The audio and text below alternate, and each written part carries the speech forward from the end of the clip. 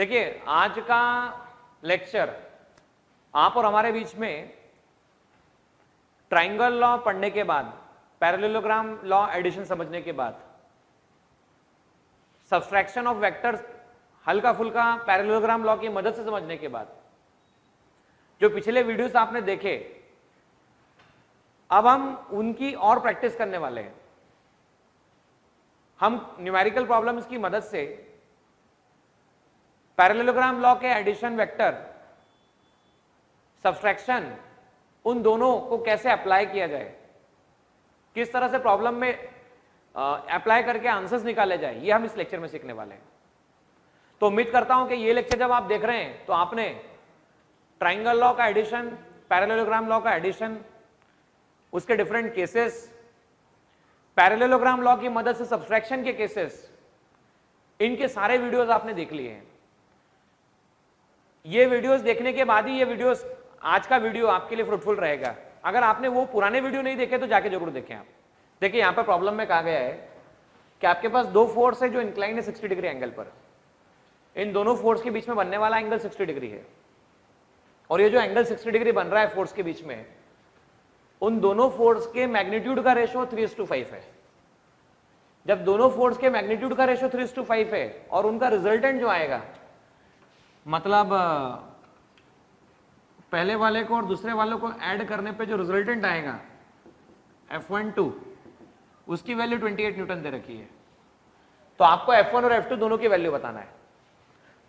देखिए सबसे पहले तो जब दोनों आपस में इंक्लाइन हो तो F12 स्क्वायर को आप लिख सकते हैं F1 square F2 square twice F1 F2 cos theta. अब यहां पर इसे आप लिख सकते हैं 28 का square F1 square plus F2 square twice F1 F2 cos 60 degree. और cos 60 डिग्री कितना होता है? तो वहां पर हम जानते हैं cos 60 डिग्री की वैल्यू 1/2 होती है। cos 60 1/2 लिखा, 2 से 2 कैंसिल होगा। 28 का स्क्वायर ये आता है आपके पास F1 square F2 square into F1 F2। अब मुझे क्या करना है? मुझे F1 और F2 का जो मॉड गिवन है, मैग्नीट्यूड रेशो गिवन है, हम दो में से किसी एक को एलिमिनेट कर सकते हैं। मान लीजिए मैंने F1 को एलिमिनेट कर दिया 3/5 टाइम्स ऑफ F2, या F2 को एलिमिनेट कर दिया 5/3 टाइम्स ऑफ F1, तो भी चल सकता है। तो आइए एलिमिनेट करते हैं। 28 का square F1 square F2 square, तो मैं से F1 रहने देता हूं, F2 को एलिमिनेट करता हूं 5/3 इंटू F1 का स्क्वायर। ये आपके पास में अवेलेबल है F1।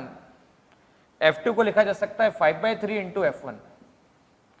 अब यहां देखिए क्या आया, 28 square F1 square plus 25/9 F1 square plus 5/3 F1 square. अब आप इसे क्या लिख पाएंगे? आप इसे लिख पाएंगे 28 का square equal to F1 square common निकला 1 plus 25/9 plus 5/9 5/3। 28 square equal to F1 square, LCM 9 आया तो 9 प्लस 25 प्लस 5, और 5 भी नहीं बोलूंगा मैं से, 3 जा 9, 3 5 जा 15। तो आप देखिए 15 प्लस 5, 25 प्लस 5 30 30 40 49 अपॉन 9। तो ये आ चुका है 28 का square into 9 upon 49 equal to F1 का स्क्वायर। तो F1 आ गया under root 28 square into 3 square upon 7 square. F1 को लिखा जा सकता है 28 into 3 upon 7, 4 multiply by 3 that is 12। तो F1 की वैल्यू 12 आ चुकी है। और जब F1 12 आया है तो चेक कीजिएगा F2 कितना आएगा।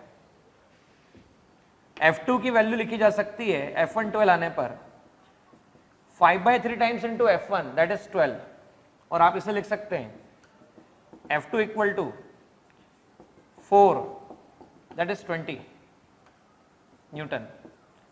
और आप चेक कीजिएगा 20 3 4 जा आपके पास आया 7 4 जा 4 3 जा 12। एक बार फिर देख लेते हैं 3:5 के रेशियो में डिवाइड होता है कि नहीं होता है। तो ये होता है 3 4 3 जा 12 5 और दोनों का सम आना चाहिए रिजल्टेंट 60 डिग्री पर 20। ठीक है, चलता है, कोई दिक्कत वाली बात नहीं है, सही आ रहा है। तो यहां पर हमारे पास में देखिए दोनों का सम कितना आ रहा है, दोनों का डायरेक्ट सम 32 आता है, लेकिन हमें डायरेक्ट सम नहीं चाहिए, 60 डिग्री एंगल पे सम चाहिए।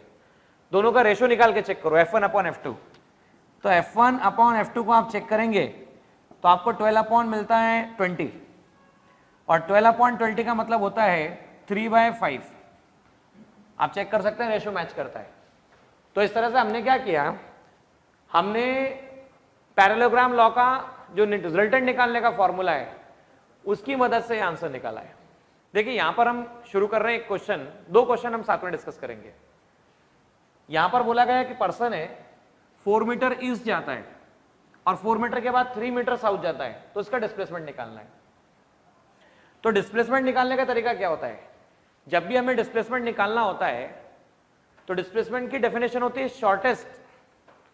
शॉर्टेस्ट पाथ जो होता है स्टार्टिंग पॉइंट और एंडिंग पॉइंट के बीच में, या ये कह लो स्टार्टिंग पॉइंट और एंडिंग पॉइंट को स्ट्रेट लाइन से ज्वाइन कर दो, तो वो जो पाथ मिलता है उसे हम कहते हैं डिस्प्लेसमेंट।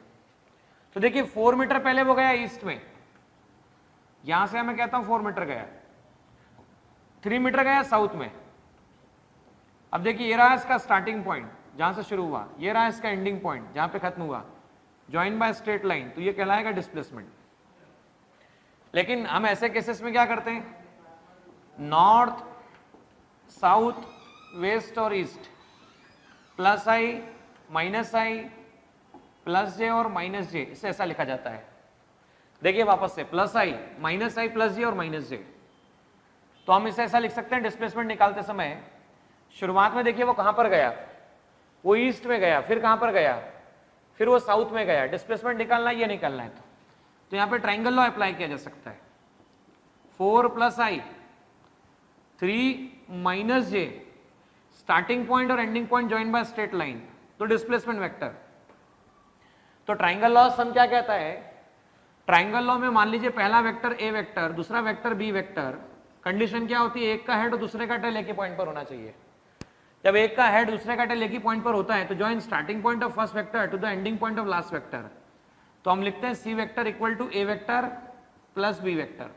अब यहां देखिए क्या हुआ, तो ये रहा मान लीजिए ए वेक्टर है और मान लीजिए ये बी वेक्टर है, तो ये देखिए ए वेक्टर का हेड, एक का हेड दूसरे का टेल एक ही पॉइंट पर अवेलेबल है, तो एस वेक्टर को लिख सकते हैं आप ए वेक्टर प्लस बी वेक्टर, या ये कह सकते हैं 4i cap minus 3j cap. ये आ चुका डिस्प्लेसमेंट वेक्टर। अब अगला क्वेश्चन क्या बोला गया, चेक कीजिएगा।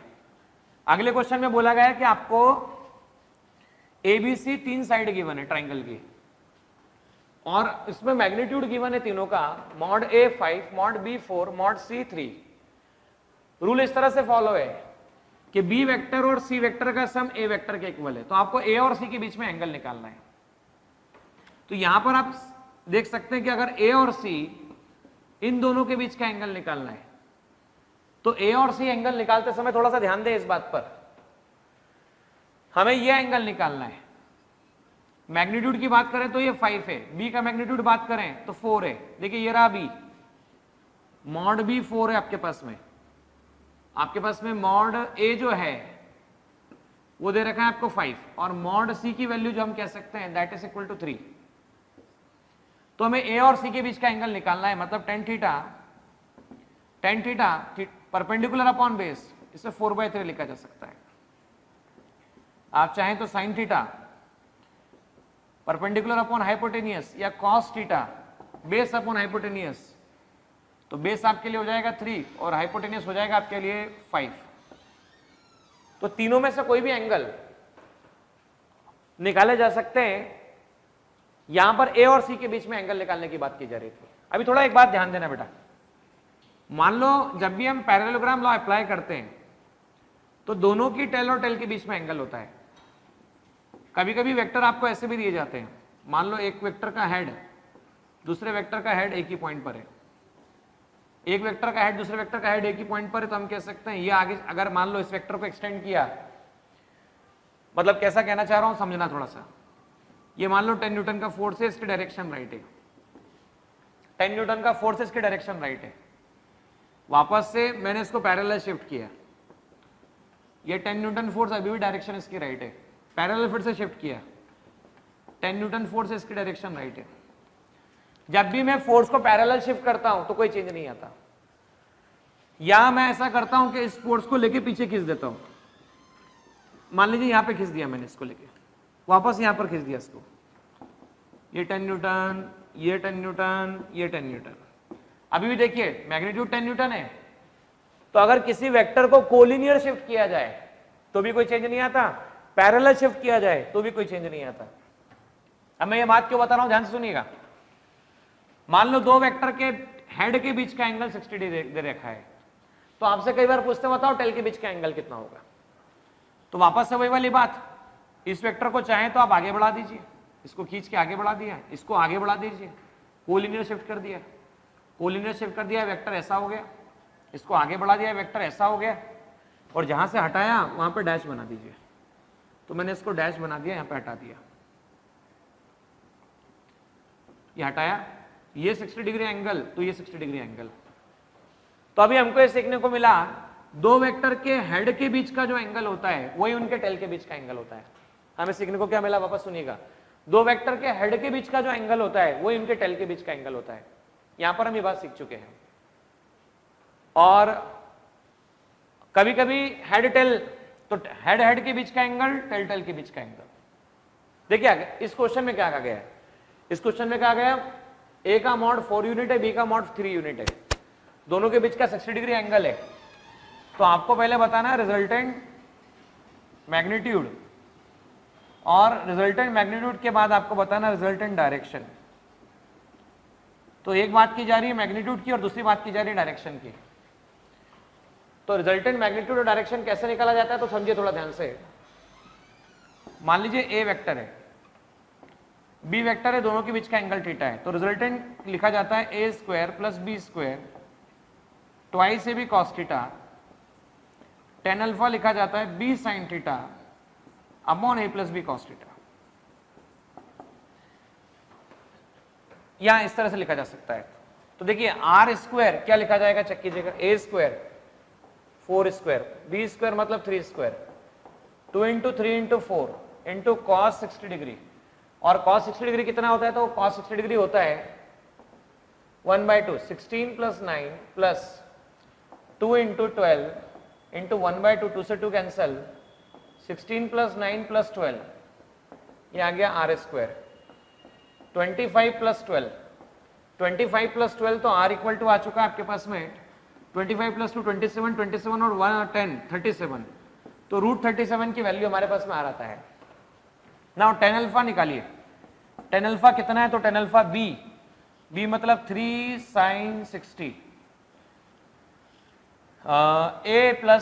ए मतलब 4 प्लस बी कितना है, तो वापस चेक कीजिएगा 3 कॉस 60 डिग्री, तो आप इसे लिख सकते हैं 3√3/2, 4 प्लस 3/2, तो इसे सीधा सीधा लिखा जा सकता है 3√3/2 डिवाइड बाय 8 प्लस 3 11/2, 2 से 2 कैंसिल हुआ, तो टेन अल्फा को लिखा जा सकता है 3√3 डिवाइड बाय 11, या ऐसे लिख सकते हैं आप 3 इंटू 1.732 डिवाइड बाय 11, या tan alpha can be return,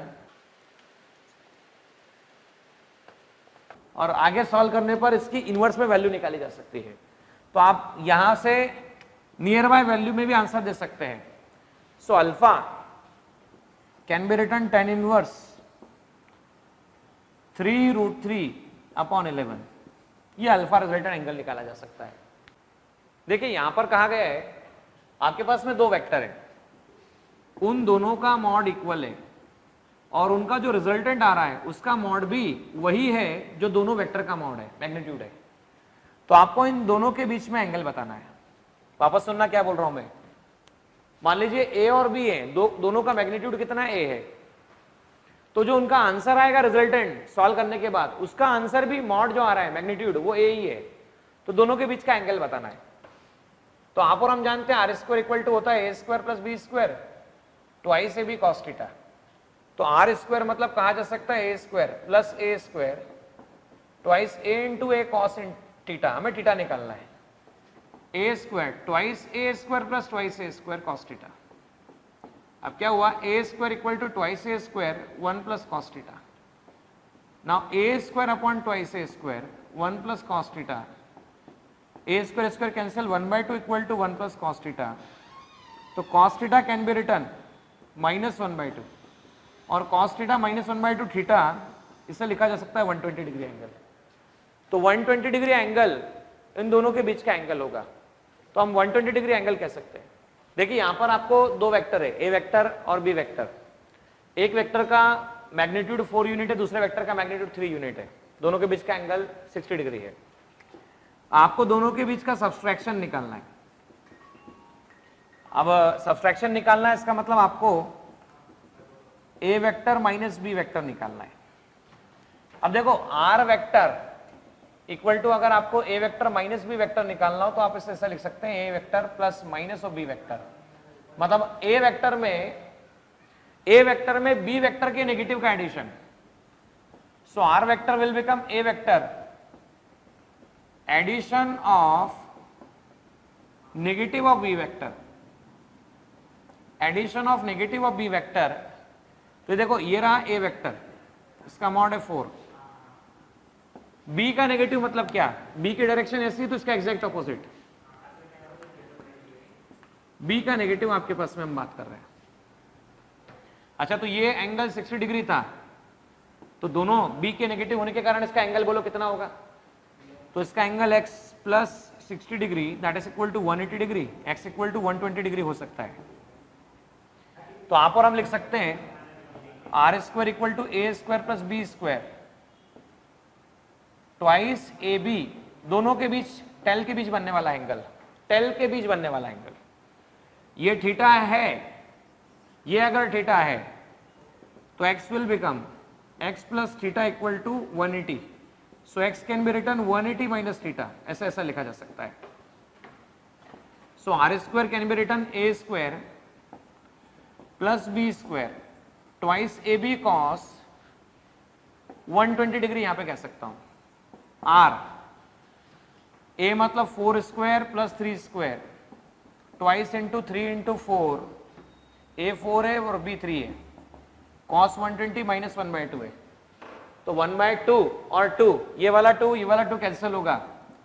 16 plus 9 minus 12. तो इसे सीधा सीधा आप लिख पाएंगे are square.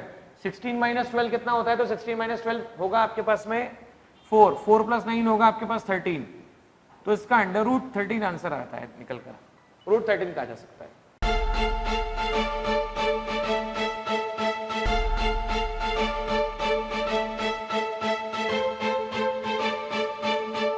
Purohit academy, main branch Prabhat Chowk, MJ college road, Lokmanya हॉस्पिटलच्या बाजूला, जळगाव. आणि पांडे क्लासेस जवळ, बंधन बँके शेजारी, ट्रॅफिक गार्डनच्या समोर, जळगाव.